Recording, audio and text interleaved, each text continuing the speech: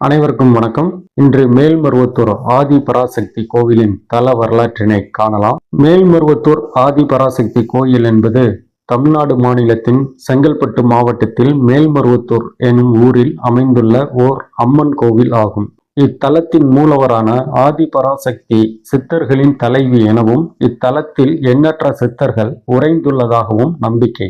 எனவே இக்கோயிலை ஆதி பராசக்தி சித்தர் பீடம் என்றும் அழைக்கின்றனர். இத்தலத்தின் மூலவர் ஆதி பராசக்தியாகும். ஆதி பராசக்தி இரு கரம் கொண்டும் தாமரை பீடத்தில் அமர்ந்தவாறும் காட்சியளிக்கிறார். இந்த மூலவர் சிலையை கணபதி ஸ்தபதி வடிவமைத்துள்ளார்.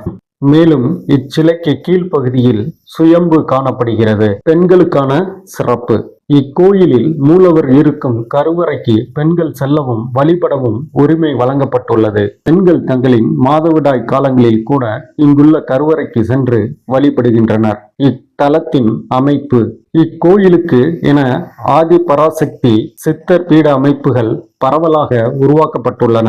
இந்த அமைப்புகள் மூலம் இக்கோயிலின் வழிமுறைகளும் வழிபாட்டு முறைகளும் பயிற்றுவிக்கப்படுகின்றன. இந்த அமைப்பினை சார்ந்தோர் சக்தி மாலை அணிந்து விரதம் இருந்து செந்நிற ஆடையை உடுத்தி ஆதி பராசக்தியை வழிபடுகின்றனர். இந்த அமைப்பினை கொண்டு குழு வழிபடும் பல்வேறு பகுதிகளில் நடத்தப்படுகின்றன.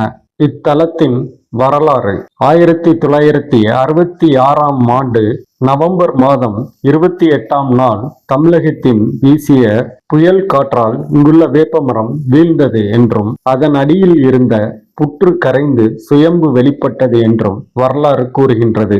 தெய்வம் தானாகவே தன்னை வெளிப்படுத்திக் கொள்கின்ற தெய்வ மூர்த்தமே சுயம்பு என்று கூறப்படுகிறது. இப்போது கருவறை உள்ள இடத்தில்தான் புற்று இருந்தது. அந்த புற்றிலிருந்துதான் சுயம்பு வெளிப்பட்டது என அறிவோம். கருவறையின் வலப்புறத்தில் தனியாக புற்றை அமைத்துக் கொள்கிறேன் என கூறி அவ்வாறே அமைத்துக் கொண்டால் பக்தர்களை காப்பதற்கும் தீயவர்களை தண்டிப்பதற்கும் நான் நாக வடிவில் உரைகிறேன் என கூறிய அன்னை புற்றில் நாகமாக உறைவதுடன் சிலருக்கு காட்சி கொடுத்ததும் உண்டு. இப்புற்றை வலம் வருவது நவக்கிரக சன்னதியை வலம் வருவதற்கு சமம் என்று கூறிய அன்னை அன்றிலிருந்து இன்று வரை இங்கேதான் அமர்ந்து அருள்வாக்கு நல்கி வருகிறாள். 1974ஆம் ஆண்டில் புற்று மண்டபம் தனியாக நிறுவப்பட்டது. அதே ஆண்டே சப்தமாதர் சந்நிதி எழுப்பப்பட்டது.